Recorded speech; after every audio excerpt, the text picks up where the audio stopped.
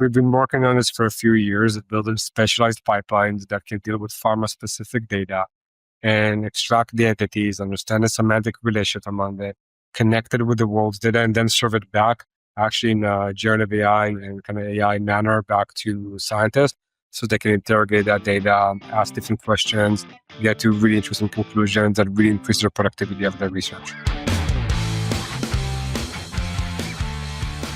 All right, welcome to Biotech Bites, where we talk to IT leaders in biotech space about their thoughts and feelings around technologies affecting our industry. I'm your host, Steve Swan, and today I have the pleasure of being joined by Liran Belenzon, who is the co-founder and CEO of a company called BenchSci, who is, in his words, changing the world, right? Which is great. So, Liran, before we get into maybe your thoughts and feelings on a global level about, technologies and things like that, can you tell us, how you got to where you are? And I think one of the things that would be great to hear about is, as you talk about who you are, kind of fill us in on the gap that you saw in the industry and why you developed BenchSci and the gap that BenchSci is trying to fill or is filling. For sure. Well, thanks for having me. That's Sure thing.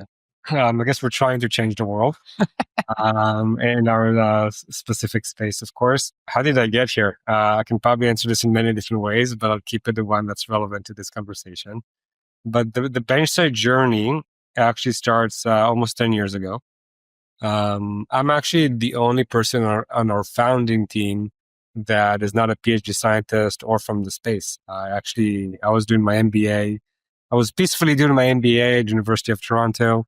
And I was taking this course about entrepreneurship. And a part of this course, you get assigned to work with a team of PhD scientists who are trying to solve very difficult problems.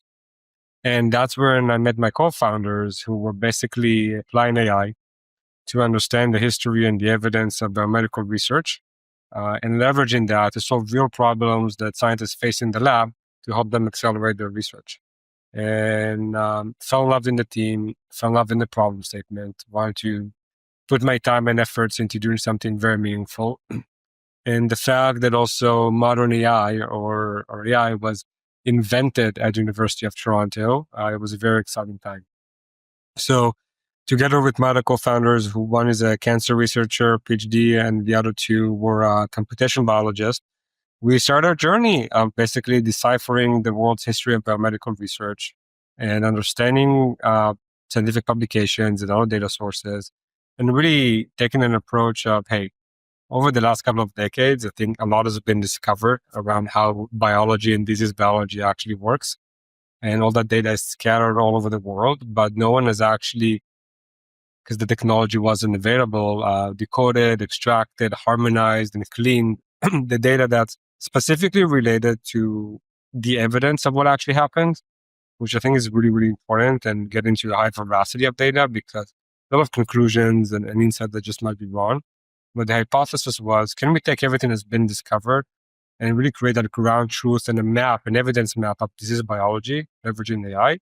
And then how can we leverage that piece of truth and map to solve really important problems in disease biology? And the way we chose to do that was at scale. So unlike maybe other companies in our space, that are biotech companies that take this data and then say, let's go make a drug, we actually wanted to productize it and to create this co-pilot or AI assistant to the smartest scientists in the world to improve every scientific workflow that's related to biology that they do. And knock on wood, so far it's going very well. And we've really seen 30 to 50% acceleration and productivity boost by scientists who are using our technology and platform in big pharma. That's awesome. Now, getting to where you are, right? My thought goes immediately to data, right? The data that goes in and feeds your AI engine, right? It's all about the data, right? Because the data is that gasoline. So are you data agnostic? Does someone get to feed their own data in, or are you supplying the data? So I think in our space, there's many things, but as it relates to data, I think there's two things. One, getting access to data or legal access to data. Right. And two, given our space, just access to data is not enough. There's a tremendous amount of work that's required to clean, extract, harmonize, and ground that data. And that's, I would say, like 70% of our efforts in the company. And I think there's different approaches to solving a problem. I think that's what's interesting in this space, where maybe someone else is solving a similar problem to us, but they're using very different data sets to do that. And I think both are valuable and then can live together. And I think that's what makes it interesting. And also, I think, in my opinion, how pharma should be thinking about it, which is which solutions should we bring together to do 1+1 =3. But for us, it was really around one, how do we get access to the data? So a lot of the data that we use is primary research, where results of experiments exist. A lot of that is scientific publications. So early on, we signed agreements with Springer Nature, Wiley, Walter Scores, and all those others to get access to closed access publications.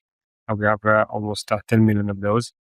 And in addition to that, we brought in the right data sets around everything from ontological database sets, third-party data sets, material data sets, and everything that's really needed to solve the problem that we are solving and building that scalable infrastructure.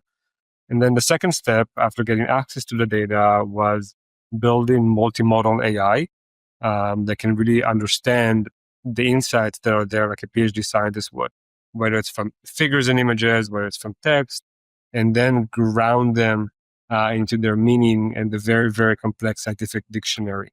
So in science, the problem is actually very hard, specifically in biology, where the data is buried out there. A lot of the conclusions might be wrong, but the specific evidence, and that's where we focus on the results of the experiments, they have a much higher veracity. So we focus, okay, let's just understand those. Great. The second thing is science has the worst dictionary in the world. Everything has 20 or 30 different names and cousins and step parents and different associations. And grounding that data and connecting it together is priceless, because then you can have a much deeper understanding. So solving that problem is something that's hard to do. That's why roughly 70% of our team on the R&D side is really focused on building that very, very robust knowledge graph. So all that ontology, like you just referred to, right, to connect all that together. So one of the things you mentioned there is that, you see what you're doing as only one input, one data set, one conclusion. There could be others. There could be other competing, and there'd be different conclusions, right? But you're just one of them that's saying, "Hey, consider this." So it's not you're not trying to replace everything. You're not the be all end all. You're one of the potential solutions or one of the potential endpoints that somebody could look at and say, "Hey, this could be a possibility," right? Yeah, I don't think anything is everything. Right. I think it's very arrogant to think like that. For us, it was really understanding which piece of this entire complex puzzle called drug discovery we can own and we can do the best job in the world at, and making sure we deliver that value to our customers. And explainability and how those conclusions came to be are really, really important. The other part that I actually forgot to mention when you talked about data, so everything I mentioned, that's really around the world's data and bring it together, harmonizing it. The other thing that we do that's extremely valuable is then go into our customers' data, and specifically into their ELN type systems and everything that has wet lab results data. And we apply similar technology that we have built with different data pipelines to extract all the entities and insights that they are sitting on in the organization that they have spent hundreds of millions of dollars on the last 30 years, but they're not leveraging.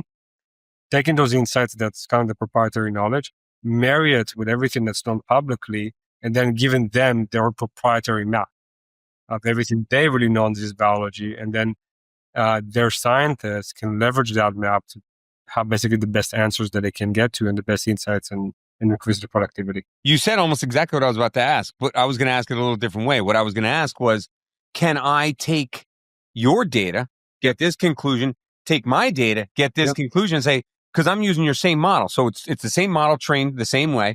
I'm just using two different data sets, and I'm saying, okay, this is how my conclusion with my data okay. Exactly. Yeah. Exactly. That's cool. What our customers ask us to do, and we do it for them, because the real value is marrying the two together. Right. It's not just, okay, here's what I know, but here's what you know based with what's known and to be true in the world. And together, that's what 1+1 =3. Sure. And you could look at all three conclusions too, if you want to, right? Yeah. The combined and then each one, right?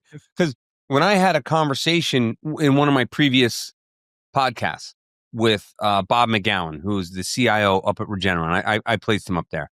And I asked him, near the end of our conversation, I said, if I were a CIO of a small biotech right now, What did you not know when you started there that you wish you knew now? Or what advice would you give me? He said, that's easy. Get your data ready.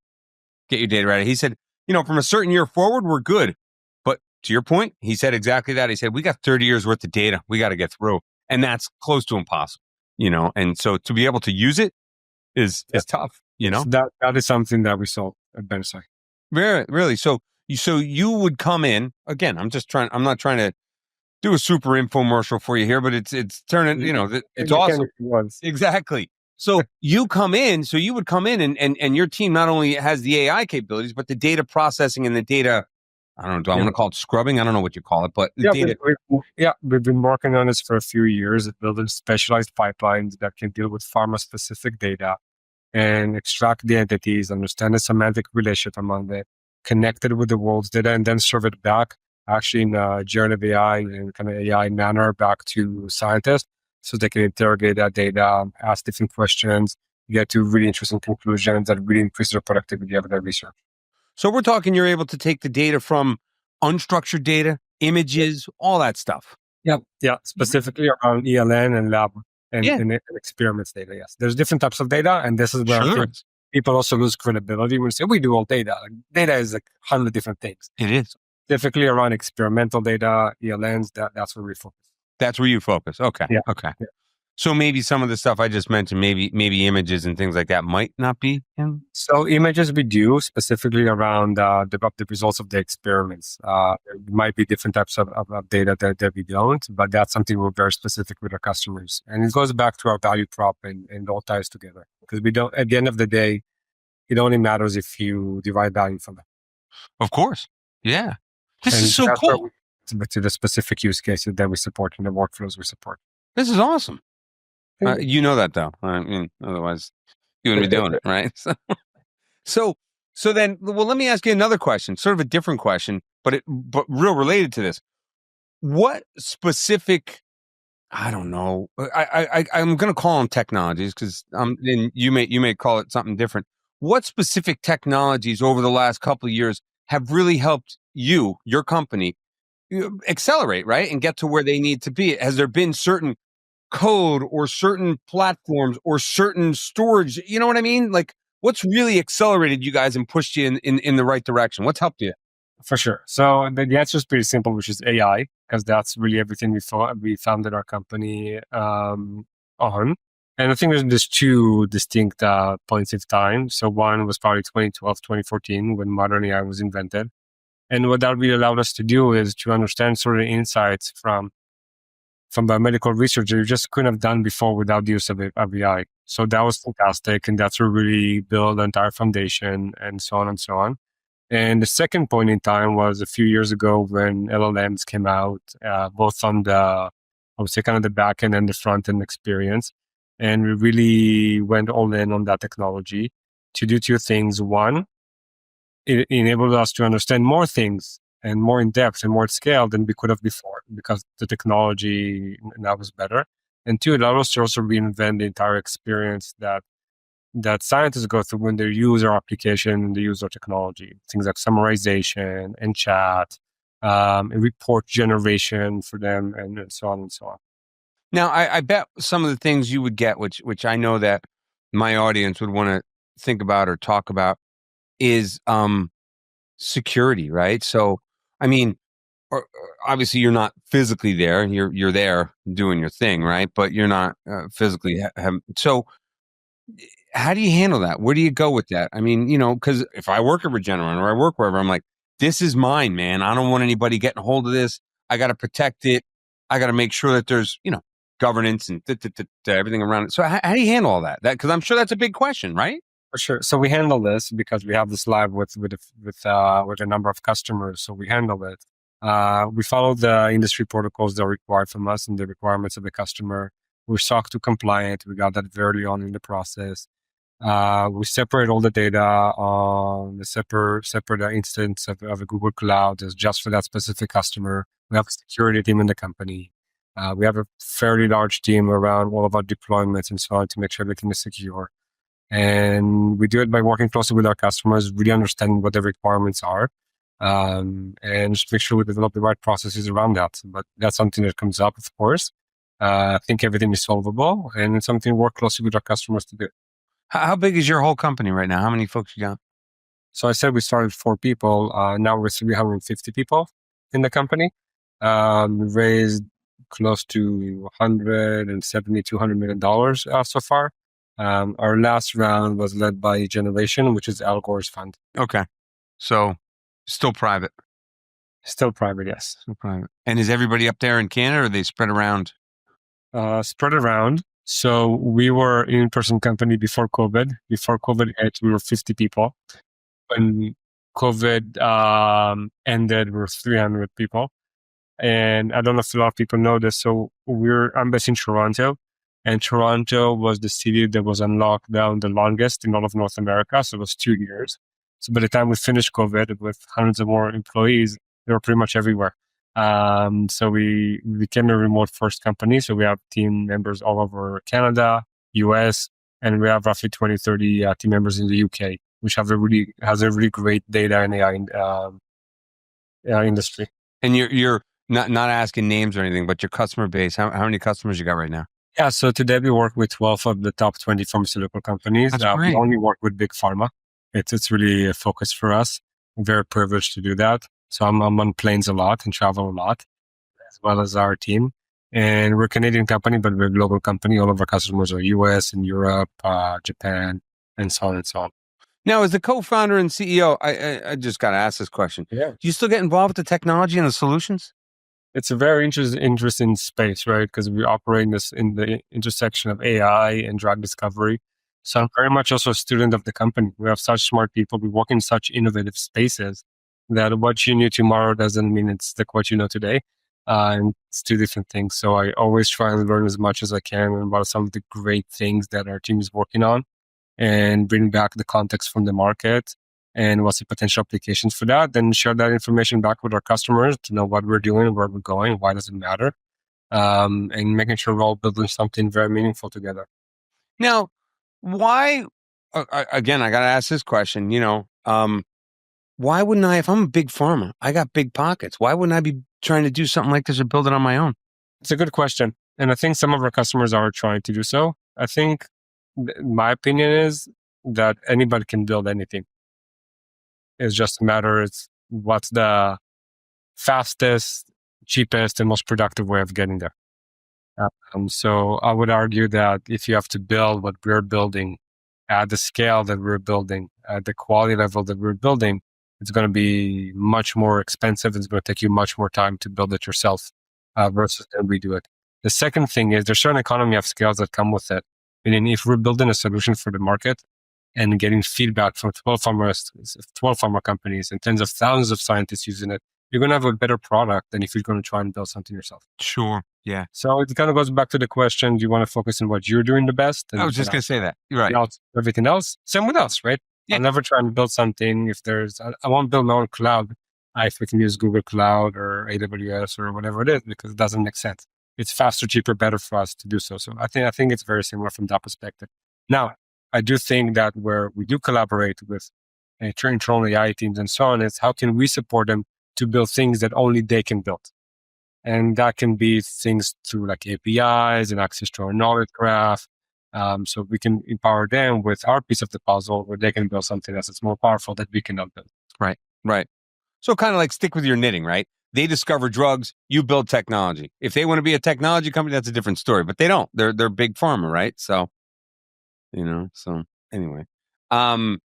So I always like asking folks this, regardless of, whether they're inside big pharma or a technology company or whatever. So I'm sure that and I'm not asking who they are, but I'm sure you got competitors or maybe if I'm looking at this and I'm a technology guy or girl and I want to go work for a company like yours, what would make me say to myself, I got to work for Liran or I got to be inside BenchSci? What's different about you as a leader and your company as why do I want to be there? Yeah, it's a great question. So I don't think anybody works for me. People work with me. Okay, cool. That kind of to start answering your question in terms of our culture and how we think about things and how I think about things. And I don't think BenchSci is for everyone. I don't think it should be. I think nothing should be for everyone. For us, we're trying to solve a really meaningful problem. It's a very hard problem to solve. And I always tell people it's intense working at BenchSci, but it shouldn't be tense. So if this was intense but not tense. Okay, got it. if this was a sport, it would probably be like a Formula One, but it's not golf, right? So if like you're a golf guy, go play golf. But if you're like Formula One, then come work with us. And we're doing something that is very novel, very meaningful, and very unique. And you said kind of my title is CEO and co-founder, but I'm also a husband and a dad. And I spend a lot of time away from my family. And if I'm doing that, I'm going to do it for something that's worth it. And then that doesn't mean just money. It means I'm actually doing something in the world that hopefully will give them a better future. So that is why. I think you are, and I think this whole industry, and I think everything that we're touching on here is making a huge difference within the industry, right? Accelerating things, making them better, faster, smarter, really, really pushing it along. So I think it's important, everything that you're building and doing. And I'm sure that all those companies see it as well, so. And then there's a lot of companies, like I said, I've said in previous podcasts, that are really trying to get into the data side of things, really want to own the data generation and curation and the data platforms, and married up with what you're doing, or it sounds like you're trying to tackle some of that inside, but married up with what you're doing, that's just great stuff, Yeah, it's awesome. So any other technologies you want to talk about? Because we've pretty much gone through just about everything, to talk about for your organization and what you're up to, I think, unless there's something I missed. If there's something you want to chat about, let me know, because I always have one final question, totally unrelated to technology or anything like that I ask all my guests. Kind of a personal question, but not too bad. Maybe, I don't know if there's much on the technology side, but maybe something I haven't mentioned, which is what do we do with this technology? So really the specific use cases that we solve is, and if you take a step back and look at the AI in R&D, I would argue there's 3 areas where it's deployed. One, clinical trials and everything around it, especially recruitment, engagement, digital twins versus the side, and so on and so on. So great. You need to get something to work in humans and efficiently. The second thing you need to do is getting the drug design right.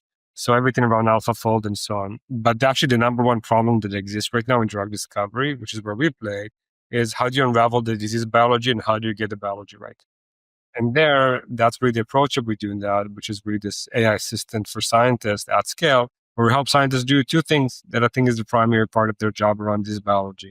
One is the entire space of ideation, and how do you do the right target due diligence and drug due diligence, identify the right biomarkers and the risk assessment, and build specialized AI system to help them do that much, much more efficiently.